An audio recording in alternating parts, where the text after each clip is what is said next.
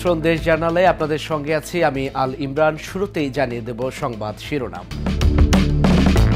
Operation devil হান্টে কক্সবাজারে গ্রেফতার ৮৩, নির্দিষ্ট দল নয়, অপরাধীদের আইনের আওতায় আনার দাবি।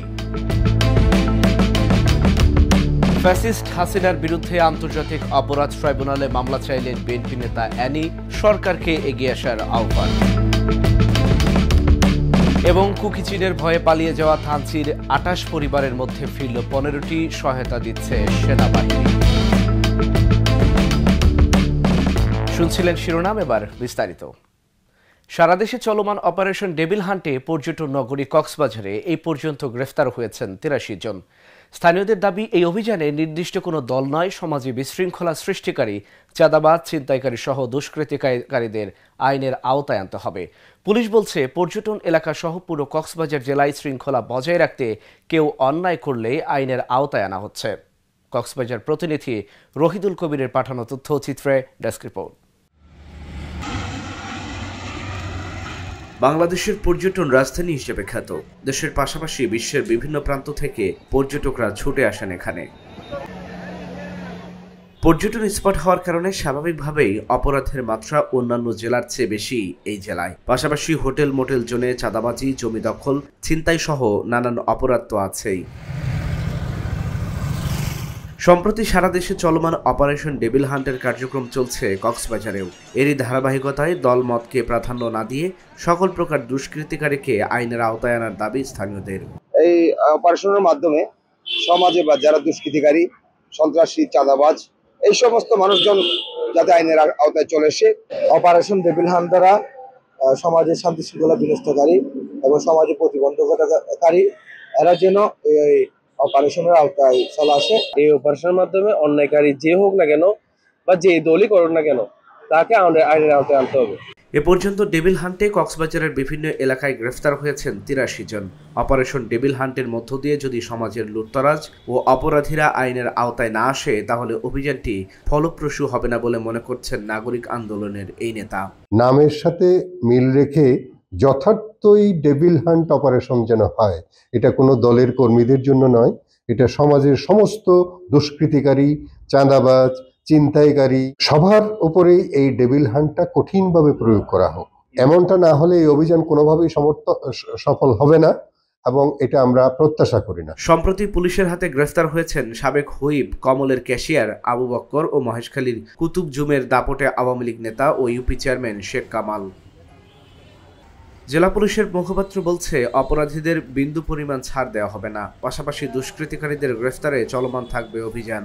যারা সমাজে বিশৃঙ্খলা এবং অস্থিতিশীলতা তৈরি করবে এবং করার সম্ভাবনা রয়েছে, যাদের মাধ্যমে তাদেরকে আমরা আইনের আওতায় আনার জন্য এই অভিযান অব্যাহত থাকবে। অপারেশন ডেভিল হান্টের মধ্য দিয়ে পর্যটন নগরী কক্সবাজারে ফিরবে স্বস্তি, এমনটাই প্রত্যাশা স্থানীয় সহ পর্যটকদের। Dhaka journal news desk.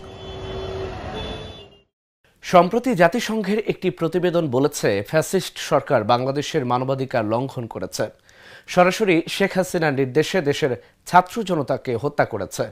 আন্তর্জাতিক অপরাধ ট্রাইব্যুনালে মামলা করার জন্য বাংলাদেশ সরকারের প্রতি জাতিসংঘকে অনুরোধ জানানোর আহ্বান জানিয়েছেন বিএনপির যুগ্ম মহাসচিব শহীদ উদ্দিন চৌধুরী অ্যানি। রোববার সকালে লক্ষ্মীপুরের লাহারকান্দি উচ্চ বিদ্যালয়ের বার্ষিক ক্রীড়া প্রতিযোগিতার পুরস্কার বিতরণ অনুষ্ঠানে তিনি একথা বলেন। অ্যানি আরও বলেন, দেশের সাধারণ মানুষের গণ আন্দোলনকে নস্যাৎ করে দেওয়ার জন্য আইনশৃঙ্খলা বাহিনীকে সরাসরি নির্দেশ দিয়ে ছাত্র জনতাকে খুন করা হয়েছে। জুলাই আন্দোলন ছাড়াও এর আগে অত্যাচার, নির্যাতন ও মামলা হামলা চালিয়ে সবাইকে জিম্মি করে রাখা হয়েছে, গুম খুন করেছে। কিন্তু শেষ পরিণতি শেখ হাসিনা পার্মানেন্ট হতে পারেনি, পালিয়ে যেতে বাধ্য হয়েছে। এই রিপোর্টে একদম to the point, note by note বলে দিচ্ছে। এটা জেনেভা, সুইজারল্যান্ডের জেনেভাতে জাতিসংঘের মিটিংটা হয়েছে। সেখানে বলছে, সেই ফ্যাসিস্ট সরকার বাংলাদেশের মানবাধিকার লঙ্ঘন করেছে। তারা সরাসরি শেখ হাসিনার নির্দেশ দিয়ে এদেশের ছাত্র জনতাকে হত্যা করেছে এবং বাংলাদেশ সরকারের প্রতি তারা অনুরোধ করেছে জাতিসংঘ যে আন্তর্জাতিক অপরাধ যে ট্রাইব্যুনাল, যেটা বিশ্বে মামলা করার জন্য পরামর্শ দিয়েছে, যে আপনার বাংলাদেশের সরকার এই হত্যাকাণ্ড, এই অপরাধীদের বিচারের জন্য আন্তর্জাতিকভাবে বিচার চান এবং এই বিচারে যথেষ্ট প্রমাণ আছে, সাক্ষী আছে এবং জাতিসংঘ সেই সাক্ষ্য দান করেছে। এটা একটা দেশের জন্য এই মুহূর্তে অত্যন্ত গুরুত্বপূর্ণ। যদিও হাসিনা আমাদের জীবনযাত্রা, আমাদের ভাবমূর্তি, আমাদের দেশকে ধ্বংস করার জন্য এমন কিছু নাই, এমন কিছু বাকি নাই যেটা করেন নাই। কারণ তার কাছে ক্ষমতাটা বড় ছিল, ক্ষমতাটাকে পার্মানেন্ট রাখার জন্য সে এই সমস্ত অপকর্ম একের পর এক চালিয়ে গিয়েছে, গুম করেছে, খুন করেছে, হত্যা করেছে। 2 বছর পর সেনাবাহিনীর সহায়তায় বান্দরবানের থানচি উপজেলার বাকলাইপাড়ার গ্রাম ছাড়া 28টি পরিবারের মধ্যে 15টি পরিবারের 81 জন সদস্য তাদের নিজ ভিটামাটিতে ফিরে এসেছে। শনিবার রাতে আন্তঃবাহিনী পরিদপ্তর ISPR এর সংবাদ বিজ্ঞপ্তিতে এই তথ্য জানানো হয়। এতে বলা হয়, কুকিচিন সন্ত্রাসীদের বিরুদ্ধে সেনাবাহিনীর সফল যৌথ অভিযানে নিরাপত্তা পরিস্থিতি যথেষ্ট স্বাভাবিক হওয়ায় পালিয়ে যাওয়া এলাকাবাসীরা নিজ গ্রামে ফেরত আসতে শুরু করেছে। ফিরে আসা পরিবারগুলোর মাঝে প্রয়োজনীয় রেশন সহায়তার পাশাপাশি স্বাস্থ্যসেবা নিশ্চিত করতে একটি মেডিকেল ক্যাম্প পরিচালনা করছে সেনাবাহিনী। এছাড়াও এলাকার শিক্ষা ব্যবস্থা পুনরুদ্ধারের উদ্দেশ্যে শিশুদের মাঝে শিক্ষা উপকরণ বিতরণ এবং টিউশন ফি সুবিধা চালু করেছে সেনাবাহিনী। কিশোরগঞ্জের কটিয়াদীতে চলছে 400 বছরের পুরনো কুড়িখাই মেলা, চিরচেনা নাগরদোলা, পুতুল নাচ, সার্কাস সহ নানা আয়োজন রয়েছে। প্রসাধনী, মুড়ি মুড়কি সহ রকমারি পণ্যের পসরা। দর্শক, এ নিয়ে রিপোর্ট থাকছে সংবাদের শেষাংশে, দেখার আমন্ত্রণ রইল। পূর্ববিরোধের জের ধরে নাটোরের সিংড়ায় প্রতিপক্ষের হামলায় 4 জন গুলিবিদ্ধ সহ অন্তত 10 জন আহত হয়েছেন। সেনাবাহিনীর সহায়তায় রাতেই তাদের উদ্ধার করে হাসপাতালে ভর্তি করা হয়েছে। সিংড়া থানার ভারপ্রাপ্ত কর্মকর্তা আসমাউল হক জানান, সিংড়া উপজেলার ডাহিয়া ইউনিয়নের কদমকুড়ি গ্রামের চান্দু ফকির ও ইব্রাহিমের পরিবারের মধ্যে জমিতে সেচ দেয়া নিয়ে বিরোধ চলে আসছিল। এর জেরে শনিবার রাত 9টার দিকে চান্দু ফকিরের লোকজন প্রতিপক্ষের ওপর আচমকা হামলা চালায় এবং গুলি করে। কুষ্টিয়ায় স্কুলে যাওয়ার সময় দাদির সঙ্গে রাস্তা পার হতে গিয়ে বালু ভর্তি ট্রলির ধাক্কায় ইব্রাহিম ইসলাম নামের এক শিশু শিক্ষার্থী নিহত হয়েছে। এ সময় গুরুতর আহত হয়েছেন শিশুটির দাদি আনোয়ারা বেগম।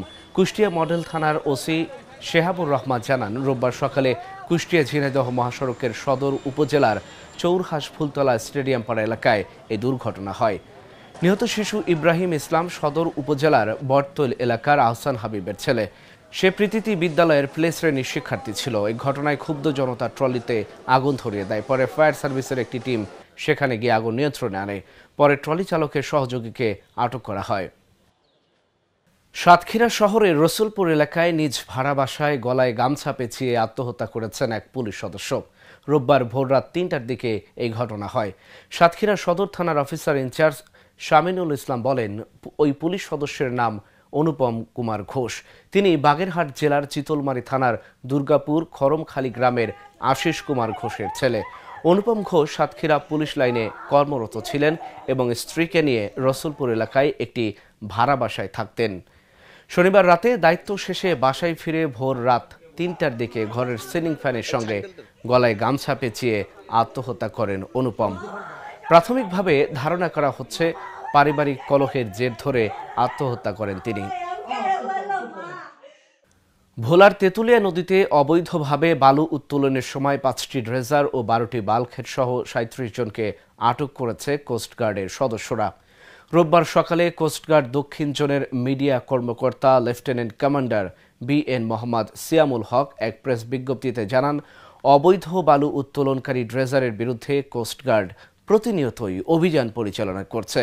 এরই ধারাবাহিকতায় শনিবার মধ্যরাত থেকে BCG বেইস ভোলা কর্তৃক ভোলা সদর উপজেলাধীন ভেদুরিয়া টাওয়ারের মাথায় এবং বোরহানুদ্দিন উপজেলাধীন তেঁতুলিয়া নদীতে বিশেষ অভিযান পরিচালনা করা হয়।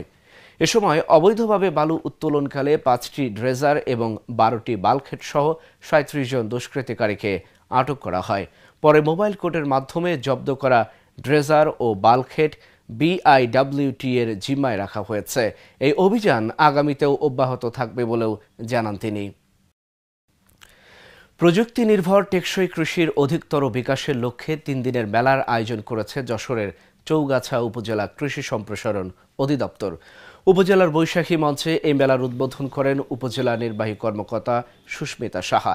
উপজেলার কৃষি নির্ভর চাষি ও উদ্যোক্তাদের ফসলের নতুন জাত ও উচ্চ ফলনশীল ফসল সম্পর্কে ধারণা দিতে প্রতি বছরের ন্যায় এই মেলার আয়োজন করে কৃষি বিভাগ। এর ফলে উচ্চ লাভজনক ও পুষ্টি সমৃদ্ধ ফসলের চাষ সম্পর্কে জানতে পারেন উপজেলার চাষি ও উদ্যোক্তারা। সরকারি ও বেসরকারি প্রতিষ্ঠানের প্রায় 20টি স্টল এতে অংশ নিয়েছে। মেলার শেষ দিনে সাংস্কৃতিক অনুষ্ঠান ও বিভিন্ন ক্যাটাগরিতে কৃষকদের ক্রেস্ট তুলে দেন জেলা কৃষি প্রশিক্ষণ কর্মকর্তা আবু তালহা। বিভিন্ন উচ্চমূল্যের সবজি প্রদর্শন করেছি, বিভিন্ন উচ্চমূল্যের ফল প্রদর্শন করেছি এবং আমরা ডেমনস্ট্রেশন আকারেও দেখানোর চেষ্টা করেছি, যাতে মেলায় আগত দর্শনার্থীরা এবং আমাদের কৃষক ভাইরা এই উচ্চমূল্যের সবজি এবং ফল সম্পর্কে জানতে পারে এবং তারা যাতে এগুলো চাষ করে লাভবান হতে পারে। আসলে কৃষিটা এখন বাণিজ্যিক কৃষি, এখন আর সেই খোরপোশ কৃষি নেই। বাণিজ্যিক কৃষি মানেই আমাকে উচ্চমূল্যের ফসল উৎপাদন করতে হবে এবং কৃষকরা যাতে এই উচ্চমূল্যের ফসল চাষ করে আর্থিকভাবে লাভবান হতে পারে, সেটাই আমাদের এই মেলার উদ্দেশ্য। কিশোরগঞ্জের কটিয়াদীতে চলছে 400 বছরের পুরনো ঐতিহ্যবাহী কুড়িখাই মেলা। একে ঘিরে উৎসবে মেতেছে আশেপাশের মানুষ। মেলার মূল আকর্ষণ বড় আকারের মাছের বাজার। স্থানীয় রীতি অনুযায়ী এই মেলা থেকে মাছ কিনে শ্বশুরবাড়ি যান জামাইরা। কিশোরগঞ্জ থেকে ফয়জুল ইসলাম পিঙ্কুর পাঠানো তথ্যচিত্রে ডেস্ক রিপোর্ট। প্রায় 400 বছর আগে কিশোরগঞ্জের কটিয়াদী উপজেলার কুড়িখাই এলাকায় আস্তানা গড়ে তোলেন 12 আউলিয়ার অন্যতম শাহ শামসুদ্দিন আউলিয়া বুখারী রহমাতুল্লাহি আলাইহি। প্রচলিত আছে আধ্যাত্মিক এই সাধকের মৃত্যুর পর বাৎসরিক ওরসকে ঘিরে শুরু হয় কুড়িখাই মেলার আয়োজন। পরে এই গ্রামীণ মেলা রূপ নেয় সার্বজনীন উৎসবে।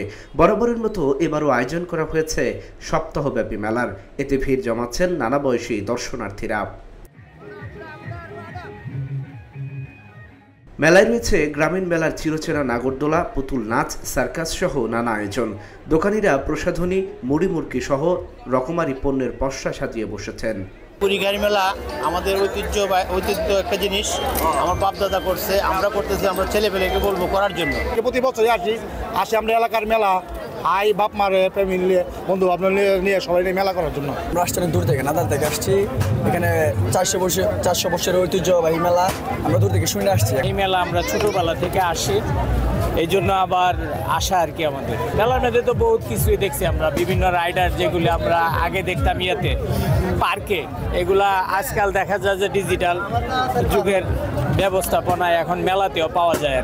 প্রায় 1.5 কিলোমিটার এলাকা জুড়ে বসা মেলার মূল আকর্ষণ বড় আকারের মাছের বাজার। রীতি অনুযায়ী আশেপাশের গ্রামের জামাইরা মেলা থেকে বড় আকারের মাছ কিনে শ্বশুর বাড়িতে যাবেন, তাই মাছ ব্যবসায়ীরা বড় মাছ সাজিয়ে বসেছেন। এই মেলার মধ্যে আপনার বিশাল বিশাল মাছ আছে এবং প্রতি বছরই বিক্রি হয়। আইসি একটা বড় মাছ নেওয়ার জন্য পাইছি, মাছটা কিনছি, পছন্দ কিনছি। মাছটা হয়েছে 24 কেজি 500 গ্রাম, মাছটা নিচে 19,200 টাকা। দেখে ভালোই লাগলো, অনেক বড় বড় মাছ উঠতেছে আর এখানে ঘোরাঘুরি করতেছে, এনজয় করার মতো একটা মেলা। মানুষ আশা থাকতো যে আমি এই মেলাতে একটা মাছ কিনবো, আমার আত্মীয় স্বজনকে দাওয়াত দিব, তাদেরকে সঙ্গে নিয়ে খাওয়া দাওয়া করবো। রীতি মেনে মাঘ মাসের শেষ সোমবার সপ্তাহব্যাপী এই মেলা শুরু হয়। Dhaka journal news desk. দর্শক, এই ছিল এখনকার মতো। ঢাকা জার্নালের সঙ্গেই থাকুন, চোখ রাখুন আমাদের ইউটিউব ও ফেসবুক পেজে। ধন্যবাদ সবাইকে।